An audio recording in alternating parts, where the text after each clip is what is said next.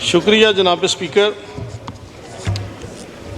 मुफ्ती अब्दुल शकूर साहब हमारे कोलीग भी थे और उनका इस तरह दुनिया से जाना, अचानक हादसे में उनकी डेथ होना, समझता हूँ ये पूरी पार्लियामेंट के लिए नहीं, पूरे पाकिस्तान की आवाम के लिए एक अलमिये से कम नहीं है।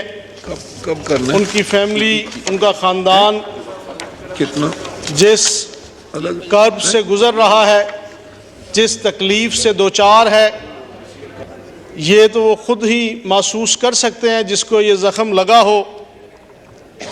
मगर बहुत सारी सोशल मीडिया पे कैंपेन लॉन्च की गई मुफ्ती अब्दुल शकूर साहब के ख़िलाफ़। उनकी तस्वीरों पे मखसूस लोगों की तरफ से क्रॉस लगाकर तनकीद की जा रही है। एक शख्स जिसने यहाँ पे सर्व किया हो और पार्लियामेंट का एक हिस्सा रहा हो, उस पे मैं समझता हूँ जनाब स्पीकर, FIA को ये हदायत जारी की जाए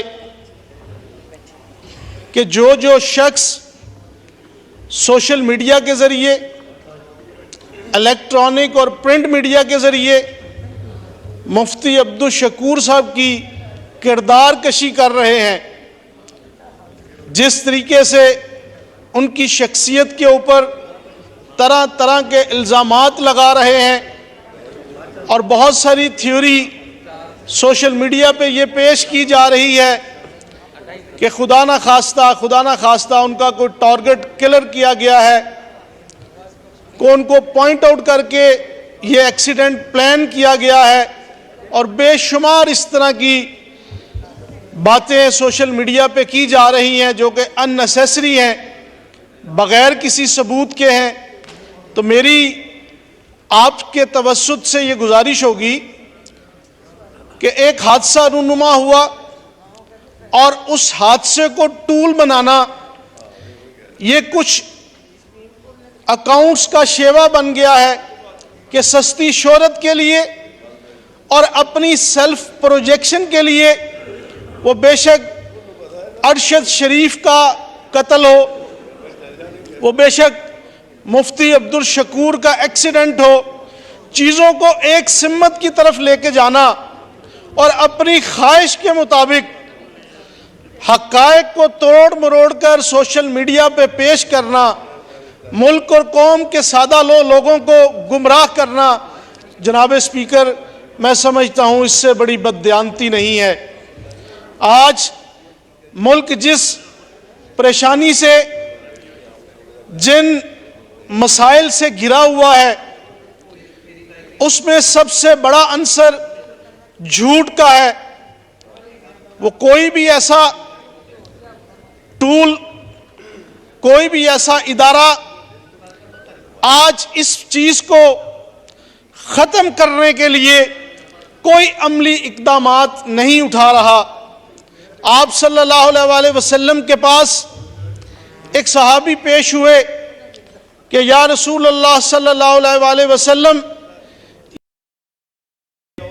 कि कौन सा ऐसा मोमिन का अमल है कि जिसके बगैर वो मुसलमान नहीं रह सकता। तो आप सल्लल्लाहु अलैहि वसल्लम ने जहां दीगर इरशाद फरमाए तो एक लफ्ज़ उसमें झूठ था कि जो झूठा होगा वो मुसलमान नहीं रह सकता। तो आज हम देखें किस किस तरह का प्रोपेगेंडा, उसको सियासत का नाम दिया जाता है, उसको इलेक्शन कैंपेन का बहाना बनाया जाता है और हर तरह का झूठ इस वक्त आपको सोशल मीडिया पे मिलेगा। कुछ दिन पहले आपने भी देखा, मैंने भी देखा कि फैसलाबाद की एक खातून ने नबूवत का दावा किया। इसी तरह का एक इंसिडेंट सरगोदा म्यानी में हुआ।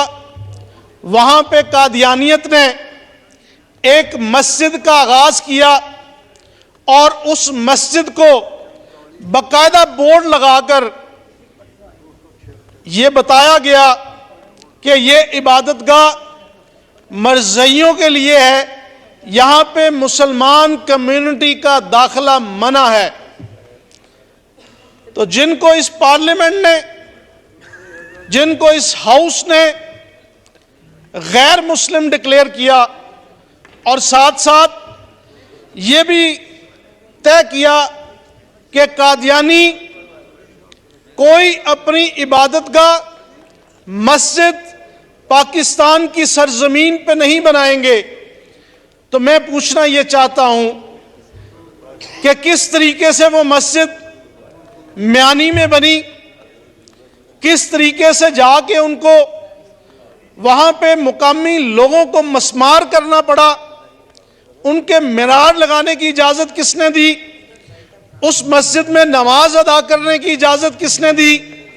आज आप देखें कि पाकिस्तान के किसी भी तूलो अर्ज में आपने मस्जिद बनानी हो तो हमें डिप्टी कमिश्नर की तरफ से लेटर आता है कि जब तक इस मस्जिद की रजिस्ट्रेशन नहीं होगी आप यहां पे मस्जिद की तामीर नहीं कर सकते।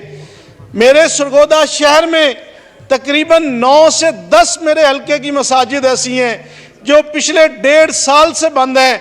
वो इसलिए नहीं बन सकी कि उन मसाजिद के पास NOC नहीं है।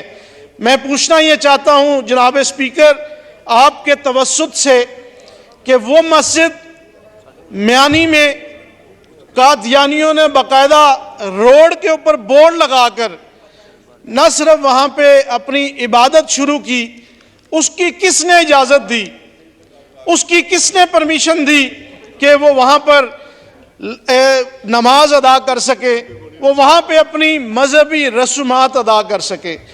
मैं बतौर मुस्लिम, बतौर पाकिस्तानी आपसे ये मुतालबा करता हूं कि इस चीज़ की न सिर्फ इंक्वायरी होनी चाहिए बल्कि ये तमाम इदारों के लिए भी मैं समझता हूं कि उनकी जिम्मेदारी में, उनके फ़राइज़ में शामिल है कि जिस कम्युनिटी को यहाँ पे हम मुसलमान नहीं तसव्वुर करते, इस पार्लियामेंट ने उसको डिक्लेयर किया है, उनकी इबादत गाह यहाँ पे उनको इजाज़त देना, उनके मस्जिद का क़याम आना, क्या इंतज़ामिया सो रही थी, क्या इनके इंफॉर्मेशन नहीं थी?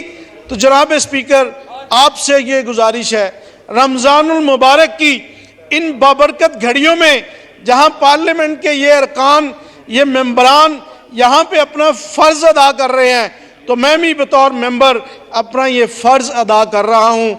आप बतौर स्पीकर इसका नोटिस लें और इसकी पूरी रिपोर्ट मंगवाएं ताकि उन इदारों के ख़िलाफ़ कि जो इसके ख़िलाफ़ एक्शन नहीं ले सके, ये बात वाज़ेह हो सके कि ये किन की नेग्लिजेंस थी और किस तरीके से उसको ये इशू बनाया गया।